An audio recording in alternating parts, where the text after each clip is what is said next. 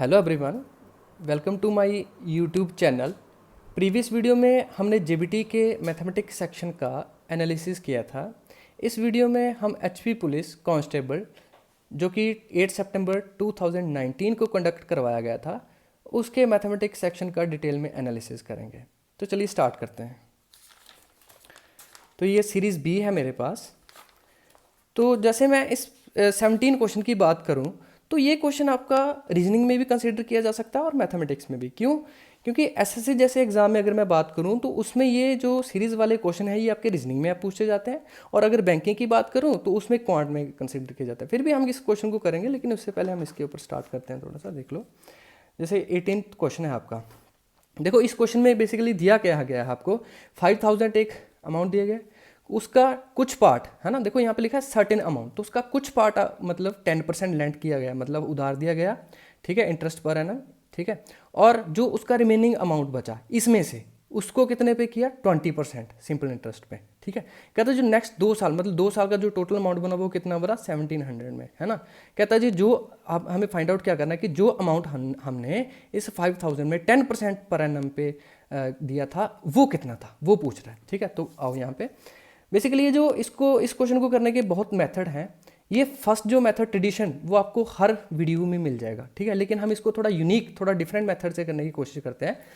तो मैंने इस क्वेश्चन को थोड़ा इस तरीके से किया है ताकि आपकी स्पीड और एक्यूरेसी थोड़ी इंप्रूव हो, ठीक है।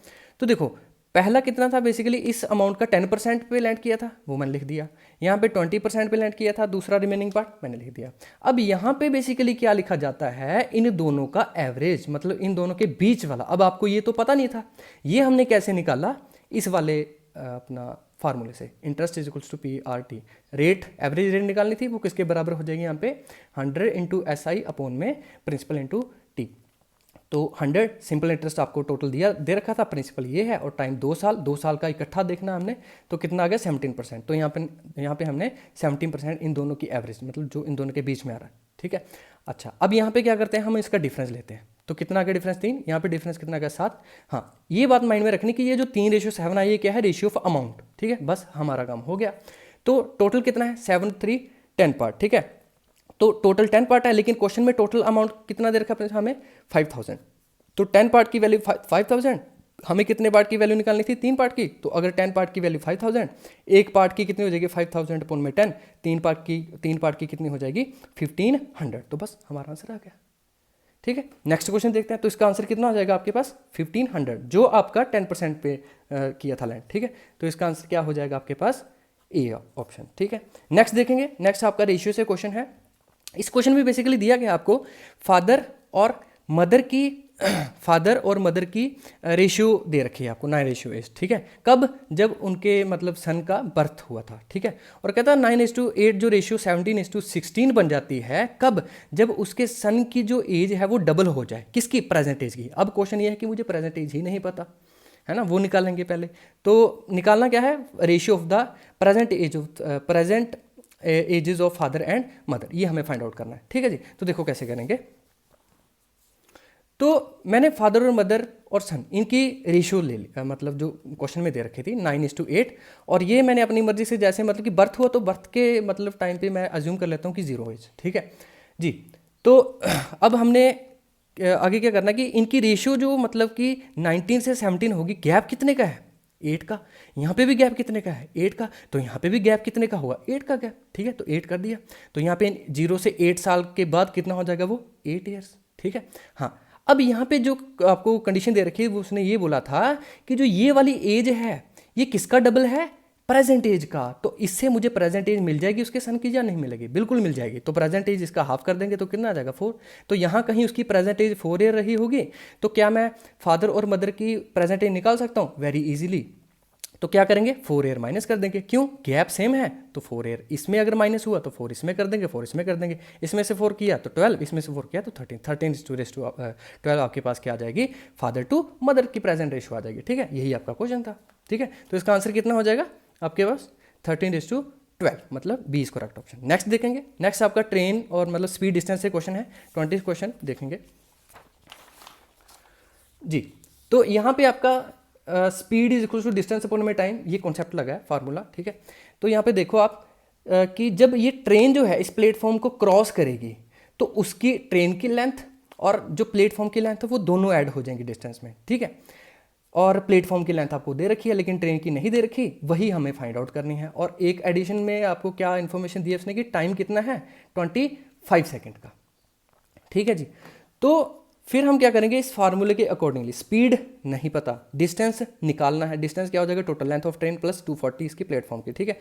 टाइम 25, लेकिन लेंथ ऑफ ट्रेन तो तभी निकलती ना अगर हमारे पास स्पीड होती, तो स्पीड तो यहाँ पे कहीं मेंशन ही नहीं है।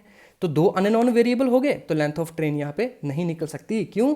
क्योंकि यहाँ पे हमें स्पीड ही नहीं पता। तो इस क्वेश्चन का आंसर क्या हो जाएगा, कैन नॉट बी डिटरमाइंड। तो इसका आंसर क्या हो जाएगा, सी इज करेक्ट ऑप्शन, ठीक है जी। नेक्स्ट क्वेश्चन पे आएंगे। नेक्स्ट क्वेश्चन आपका सर्ज एंड इंडिसेस से, ठीक है, ये क्वेश्चन है। तो बहुत ईजी क्वेश्चन था, देखेंगे इसका सोल्यूशन। तो हाँ, इस क्वेश्चन को करने के लिए वही सर्ज एंड इंडिसेस की कुछ प्रॉपर्टीज हैं। रूट एक्स को क्या लिख सकता हूँ, एक्स की होल पावर 1/2, ए की होल पावर एम की होल पावर एन, ए की power M into N, A की whole power M upon A की power N is equal to A की power M into M minus N, ठीक है। तो बस यही लगेंगे यहाँ पे। तो ये ये 4 को क्या लिख सकता हूँ, 2 का स्क्वायर। तो 2 का स्क्वायर है ना, स्क्वायर रूट से कैंसिल, पावर कितनी बची 3। तो यहाँ पे 2 की ये 16, 2 की पावर कितनी 4, तो कट के कितना आ जाएगा 2, तो 2 इंटू 4 8, ठीक है। सिमिलर वे में 2 की पावर 3 इंटू 2 यहाँ पे कितना आ जाएगा 6 इज इक्वल टू 2 की पावर हमें निकालनी, तो लेट से x है, ठीक है। x नहीं भी बना तो आपको पता चल जाएगा। तो यहाँ पे बेसिस सेम, पावर्स एडेड, 2 की पावर 11 सॉल्व करेंगे, यहाँ पे कितना आ जाएगा इक्वेट करके x इज इक्वल टू 5, ठीक है। तो 2 की पावर 5 रखेंगे तो इसके इक्वल आ जाएगा, है ना, left hand side equals to right hand side. तो इसका जो करेक्ट ऑप्शन था x equals to 5 means B is correct option, ठीक है। नेक्स्ट क्वेश्चन देखेंगे, एवरेज से है, बहुत अच्छा क्वेश्चन है ये भी जी। तो यहाँ पे आपको इस क्वेश्चन में बेसिकली क्या दिया गया है कि राम के 5 डिफरेंट स्कोर किसी टेस्ट में रहे होंगे, उनकी एवरेज कितनी दे रखी है 46.5। कहता उसमें हमें बाद में क्या पता चला कि 40 की जगह हमने क्या लिख दिया 38, है ना, can be written as a 40 in place of 38, है ना। 40 स्क्वायर की मतलब उसका जो स्कोर 40 रहा होगा उसकी जगह गलती से क्या लिख दिया 38, और 32 की जगह क्या लिख दिया 36। कहता ऐसा करने पे क्या उसकी एवरेज पे के ऊपर फर्क पड़ेगा, तो एवरेज पे बिल्कुल फर्क पड़ेगा। तो वही निकालना है कि अगर उसकी करेक्ट एवरेज रही होगी वो क्या रही होगी, ठीक है। तो देखेंगे क्वेश्चन को। तो हाँ जी, यहाँ पे मैं मान लेता हूँ 5 डिफरेंट स्कोर रहे थे उसके, ठीक है, दिया हुआ था क्वेश्चन में, और उसकी एवरेज कितनी 46.5। हम यहाँ पे आपका एवरेज का फार्मूला क्या होता है कि सम ऑफ ऑल ऑब्जर्वेशन अपॉन में टोटल नंबर ऑफ ऑब्जर्वेशन, है ना। यहाँ पे स्कोर आ जाएगा ऑब्जर्वेशन की जगह। अब टोटल स्कोर तो आपका वही रहेगा ना, मतलब टोटल कितना सॉरी अपना 5, ठीक है, 5 स्कोर दे रखे थे आपको डिफरेंट। तो एवरेज जो करेक्ट थी उस टाइम भी 5 ही रहेंगे, जब इनकरेक्ट थी तभी मतलब कि 5 ही रहेंगे, उसमें तो कोई चेंज नहीं आएगा। तो देखेंगे हमें करना क्या था, 38 करेक्ट था लेकिन गलती से क्या लिख दिया 40, 36 मतलब करेक्ट था लेकिन 32 हमने गलती से लिख दिया यहाँ पे। तो कहता अगर एवरेज की बात करूँ तो अगर सम में फर्क आया तो एवरेज में फर्क आ जाएगा, ठीक है। तो सम देख लेते हैं कितना फर्क आएगा यहाँ पे, ठीक है। तो अगर आपको एवरेज दे रखी है तो मैं सम निकाल सकता हूँ, बिल्कुल निकाल सकता हूँ, क्योंकि एवरेज दे रखी है और नंबर ऑफ ऑब्जर्वेशन हमारे पास 5 ही है। तो यहाँ से एवरेज कितनी दे रखी थी 46.5, सम निकाल लूंगा 5 स्कोर का कितना आ जाएगा 232.5। अब इसमें मैं क्या कर दूंगा, इस सम में मैं क्या कर दूंगा, इस गैप को फिल कर दूंगा। गैप कितना था, इनको आप एडअप करोगे 74 आएगा, इनको एडअप करोगे तो 72, गैप कितने का 2, इसमें गैप 2 है तो इस एक्चुअल सम में 2 ऐड कर दूंगा तो बस मेरा आंसर हो गया। एवरेज एक्चुअल कितने आएगी, एक्चुअल सम तो वो कितना था, ये गैप उसका डाल के, और आपका जो टोटल नंबर ऑफ स्कोर था वो तो आपके पास 5 ही है। तो डिवाइड करके यहाँ से कितना आ जाएगा 46.9। तो यहाँ पे आप चेक कर लो, इसका आंसर था बी, ठीक है। नेक्स्ट क्वेश्चन पे आएंगे। नेक्स्ट क्वेश्चन आपका टाइम एंड वर्क से है, ठीक है, 27 क्वेश्चन, ठीक है। इस क्वेश्चन में बेसिकली क्या दे रखा है कि ए किसी काम को 12 डेज में खत्म करता है, और ए और बी का कंपैरिजन कर दिया उनकी एफिशिएंसीज का, क्या बी जो है वो 20% मोर एफिशिएंट है, ठीक है जी। Next, C complete the same work taking 6 more days than B. कहते जो सी है उस पूरे काम को कितने दिनों में खत्म करता है, जितने दिनों में बी काम करता है उतने में से 6 ज़्यादा, मतलब 6 दिन ज़्यादा ले रहा है, ठीक है। कहता what will be the time does days taken by B and C jointly. कहता जब बी और सी दोनों उस मतलब कि मिलके अगर उस काम को करें तो कितने दिनों में खत्म करेंगे। तो देखेंगे क्वेश्चन, यहाँ पे बेसिकली हमें क्या दिया रखा था कि ए कितने दिनों में काम खत्म करता है 12 डेज में, ठीक है। तो यहाँ पे हमने नंबर ऑफ डेज यहाँ पे लिख लेंगे। एफिशिएंसी दे रखी थी ए और बी की, हम निकाल लेंगे कैसे, क्योंकि उसने बोला था बी जो है 20% मोर एफिशिएंट है, तो ए को मान लेता हूँ 100 मतलब यूनिट, और बी मान लेता हूँ 120, ठीक है। क्यों 120 कैसे आया, क्योंकि 20% मोर एफिशिएंट था, ठीक है। रेशियो कितनी आ जाएगी एफिशिएंसीज की, 5:6, ए की 5 यूनिट और बी की 6। तो यहाँ पे रख दूंगा मैं, यहाँ पे लिखा जाएगा एफिशिएंसी, यहाँ पे लिखा जाएगा डेज, और यहाँ पे टोटल वर्क। तो यहाँ पे फार्मूला होता है number of days is equal to work upon में एफिशिएंसी। तो हमारे पास अगर एफिशिएंसी आ गई है, नंबर ऑफ डेज पता है, तो वर्क निकल जाएगा मल्टीप्लाई करके, तो 12 × 5 करेंगे 60 यूनिट आपका टोटल वर्क आ जाएगा। सिमिलर वे में उसने क्या बोला था, हाँ बी के बारे में कोई बात नहीं की थी, लेकिन उसने ये बोल दिया, यहाँ से हमें ये पता चला गया कि बी की एफिशिएंसी कितनी है 6। तो बी की एफिशिएंसी अगर 6 है, टोटल वर्क पता है, तो हमें जो नंबर ऑफ डेज है वो पता चल जाएगी डिवाइड करके, तो 10 आ गया। सिमिलर वे में उसने अब इतनी इन्फॉर्मेशन से उसने ये बात बोली थी कि सी कितने दिन में खत्म करता है काम को, कितने दिनों में, बी में से 6 ज़्यादा, तो बी अगर 10 है तो 6 ज़्यादा 16, ठीक है। तो इसकी एफिशिएंसी इसको डिवाइड करके आ जाएगी 15/4। तो बस काम हमारा हो गया। कैसे, उसने क्या पूछा था कि बी और सी अगर दोनों उस काम को मिलकर करें तो कितने दिनों में खत्म हो जाएगा, तो बस टोटल काम तो वही रहेगा, बी और सी की दोनों की एफिशिएंसी जोड़ देंगे, तो जोड़ के 39/4, तो इसको सब फर्दर सॉल्व करेंगे तो 62/13 डेज में दोनों मिलकर काम को खत्म कर देंगे बी और सी। तो इसका जो राइट ऑप्शन होगा वो क्या हो जाएगा, डी, ठीक है जी। नेक्स्ट चलते हैं। नेक्स्ट क्वेश्चन है आपका ट्राइंगल के कॉन्सेप्ट से, है ना, ट्राइंगल के देखेंगे यहाँ पे। तो बेसिकली दिया क्या है इस क्वेश्चन में, आप देख सकते हो कि the ratio of the biggest and the second biggest angle of triangle is 3:2, the smallest angle is 20% of the sum of the biggest and second biggest angle. कहता है find the sum of the smallest and second biggest angle. बहुत easy question है, देखेंगे 3:2 की ratio दे रखी है, आपको पता ही ना ट्राइंगल के 3 एंगल, ठीक है। एंगल सम प्रॉपर्टी बाद में यूज करेंगे इसमें। तो बिगेस्ट एंगल कितना है 3 यूनिट, और जो उससे छोटा मतलब सेकंड बिगेस्ट वो कितना है आपके पास 2।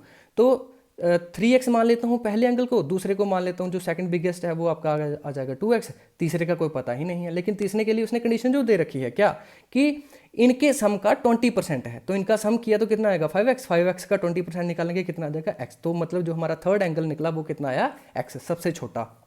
तो इनको एंगल सम प्रॉपर्टी से मैं क्या करूँगा, ऐड कर दूंगा, मतलब एंगल सम प्रॉपर्टी, तीनों एंगल का सम 180, तो इसको सॉल्व करेंगे, x की वैल्यू कितनी आ जाएगी 30, मतलब x जो है सबसे छोटा एंगल कितना है 30 डिग्री। तो सबसे बड़ा कितना 90 डिग्री, उससे सेकंड बिगेस्ट 60 डिग्री, सबसे स्मॉलेस्ट 30 डिग्री। तो इनको मतलब कि पूछा क्या था, सेकंड बिगेस्ट और स्मॉलेस्ट का सम, तो कितना है 90 डिग्री। तो हमारा ऑप्शन जो राइट ऑप्शन होगा वो क्या हो जाएगा यहाँ पे, यस बी, ठीक है, बी इसका राइट ऑप्शन होगा, ठीक है। नेक्स्ट देखेंगे आपका, हाँ जी नेक्स्ट आपकी यही था, ठीक है। तो जो हमने स्टार्टिंग में यहाँ पे सीरीज आपको बताई थी, इस सीरीज का देख लेते हैं कि कैसे सॉल्व करना है इसको, ठीक है।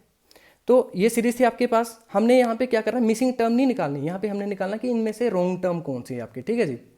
तो रॉन्ग टर्म कैसे निकालेंगे जी, ये आपको सीरीज दे रखी है, हम इसका गैप निकाल लेते हैं। अब इन्हीं में से कोई रॉन्ग टर्म है, ठीक है, वो निकालेंगे। तो गैप देख लेंगे, गैप कितना का 15, 35, 57, 163 और 2 to 1।